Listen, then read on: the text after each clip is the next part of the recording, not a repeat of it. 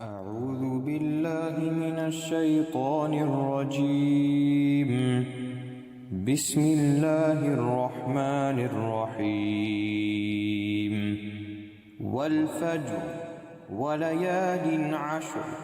والشفع والوتر والليل إذا يسر هل في ذلك قسم لذي حجر. قسم ہے فجر کی اور 10 راتوں کی اور جفت اور طاق کی اور رات کی جب وہ چلتی ہے، یقیناً اس میں عقل والے کے لیے بڑی قسم ہے۔ اللہ سبحانہ وتعالیٰ نے کچھ چیزوں کی قسم کھائی تاکہ ہم ان کی طرف متوجہ ہوں، ان کو اہمیت دیں، جن میں سب سے پہلے فجر ہے،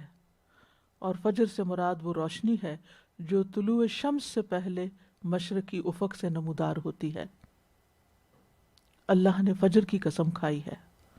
جو رات کا آخری حصہ ہے اور دن کا آغاز ہے۔ تو رات کے لوٹنے اور دن کے آنے میں اللہ کی قدرت کی نشانی ہے۔ فجر امید کی ایک کرن ہوتی ہے کہ ہمیں ایک نیا دن مل رہا ہے، ہمیں نیکی کا ایک اور موقع مل گیا ہے، ہمیں اللہ نے مزید نعمت عطا کر دی ہے۔ اور فجر کے وقت کی اہمیت اس وجہ سے بھی ہے کہ بہت سے شرعی احکامات کا تعلق اس وقت سے ہے۔ مثلاً روزے دار کا کھانے پینے سے رک جانا، جب فجر طلوع ہو جائے تو روزے دار پہ لازم ہوتا ہے کہ سحری کھانا بند کر دے۔ اسی طرح اس وقت ایک نہایت فضیلت اور عظمت والی نماز ہوتی ہے جو اس بات کی اہل ہے کہ اس کی قسم کھائی جائے، اس وقت کو اہمیت دی جائے اور ہم فجر کے وقت کو بہترین عبادت میں گزاریں۔ تو اللہ سبحانہ وتعالیٰ نے اس کی قسم کھائی ہے۔ لیلۃ القدر بھی فجر کے وقت تک باقی رہتی ہے۔ تو فجر کا وقت ایک نہایت اہم وقت ہے جس سے یہ سبق ملتا ہے کہ ہم اپنی زندگی کے ہر دن کا آغاز اللہ کے نام سے کریں، اللہ کی عبادت سے کریں، اللہ کو یاد کر کے کریں، اللہ کا شکر ادا کر کے کریں، اور اسی طرح جب بھی کوئی نیکی کا موقع آئے تو اس کو ویلکم کرے اور اس سے پورا فائدہ اٹھائیں۔ اس کے بعد فرمایا وَلَيَالٍ عَشْرٍ، اور 10 راتوں کی قسم۔ بعض نے اس سے رمضان کی آخری 10 راتیں مراد لی ہیں اور بعض کے نزدیک ذوالحجہ کے پہلے 10 دن ہیں، اور ان دونوں میں کوئی کنٹراڈکشن نہیں کیونکہ رمضان کی آخری راتیں بھی بڑی اہم ہیں، آخری عشرہ، اور ذوالحجہ کے یہ 10 دن بھی بہت اہم ہیں۔ لیال کا لفظ لیل سے ہے، لیل عربی زبان میں رات کو کہتے ہیں۔ عربی زبان میں یہ لفظ صرف رات ہی کے لیے استعمال نہیں ہوتا بلکہ رات اور دن دونوں کے لیے ہوتا ہے، یعنی جس کو ہم ڈے کہتے ہیں تو عربی میں اس کے لیے لیل کا لفظ بھی استعمال ہوتا ہے، اگرچہ یوم کا لفظ بھی استعمال ہوتا ہے، لیکن جب لیل بولا جاتا ہے تو اس سے مراد صرف نائٹ نہیں ہوتی بلکہ رات اور دن دونوں مراد ہوتے ہیں۔ اسی لیے عشرہ ذوالحجہ کے دن زیادہ امپورٹنٹ ہیں اور رمضان کی آخری عشرہ کی راتیں زیادہ اہم ہیں۔ ان 10 راتوں سے مراد ذی الحجہ کا پہلا عشرہ ابن عباس کے نزدیک، ابن زبیر کے نزدیک، مجاہد اور اس کے علاوہ بھی بہت سے اسکالرز کے نزدیک یہی 10 دن ہیں جو ذی الحجہ کے پہلے 10 دن ہیں۔ اور ان کی اہمیت اس لیے بھی بتائی جاتی ہے کہ بعض اسکالرز کے نزدیک یہ وہ 10 دن ہیں جو اللہ سبحانہ وتعالیٰ نے موسیٰ علیہ السلام کے لیے بڑھا دیے تھے، یعنی موسیٰ علیہ السلام 30 راتوں کے لیے، وہ ذی القعدہ کا مہینہ تھا، اس میں اللہ تعالیٰ کی ملاقات کے لیے کوہ طور پر گئے تھے، اور پھر جو مزید 10 دن بڑھائے گئے وہ یہ 10 دن شمار ہوتے ہیں۔ والشفع والوتر، اس سے مراد تمام مخلوق ہے، یعنی شفع سے مراد،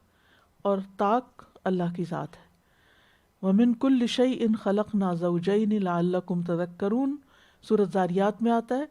اور ہر چیز سے ہم نے 2 قسمیں بنائی تاکہ تم نصیحت حاصل کرو، یعنی جتنی بھی مخلوقات ہیں وہ جوڑا جوڑا ہیں، اور وطر صرف اللہ سبحانہ وتعالیٰ کی ذات ہے۔ اور واللیل اذا یسر، اور رات کی قسم جب وہ چل پڑے، یعنی رات جو ہے وہ ایک طرح سے دن کے رخصت ہونے کا آغاز ہوتا ہے، اور رات کو عرب سفر بھی کرتے تھے، تو واللیل اذا یسر یعنی رات کو چلنا بھی مراد لیا گیا،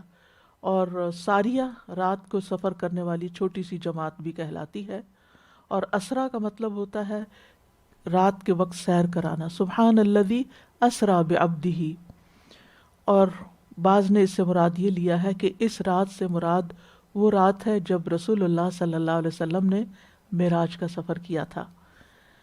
اور دوسرا عام معنی یہی ہے کہ رات کی قسم جب وہ جانے لگے، رخصت ہونے لگے، اور ہر دن جو فجر سے شروع ہوتا ہے وہ رات پر ختم ہوتا ہے، اور جب رات آ جاتی ہے تو انسان کے اندر ایک سینس آف لاس ہونے لگتا ہے کہ وقت ہاتھ سے نکل گیا، یہ دن بھی گزر گیا۔ سورج ڈوبنے اور غروب ہونے کے ساتھ کیفیات بھی انسان کی بدل جاتی ہیں، جو ہمیں ہماری موت بھی یاد دلاتی ہیں اور اس دنیا کا اختتام بھی یاد دلاتی ہیں، کہ جس طرح اس دنیا کا ایک آغاز ہوا تھا اسی طرح اس کا اختتام بھی ہونے والا ہے۔ لہٰذا ہم ان اوقات سے پورا فائدہ اٹھا لیں۔ معلوم نہیں کہ جو رات شروع ہو اس کی دوبارہ فجر ملے یا نہ ملے، تو جو بھی فجر ہمیں ملے، جو بھی صبح ہمیں ملے، جو بھی صبح میں سے خاص دن ہمیں ملے، جو فضیلت والے دن اور اوقات ہمیں ملے، ہم ان سے بھرپور فائدہ اٹھائیں اور ان کو غفلت میں اور لہو و لعب میں اور ادھر ادھر کے کھیل تماشے میں ضائع نہ کریں،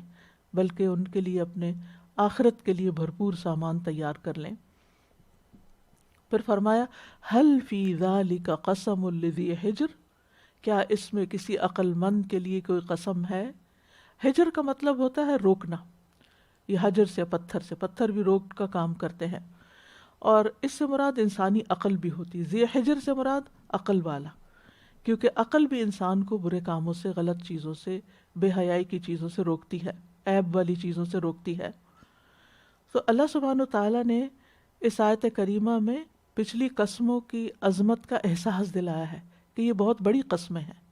کہ جو بھی صاحب عقل آدمی ہوگا وہ یہ جان لے گا کہ یہ ایک عظیم قسم ہے۔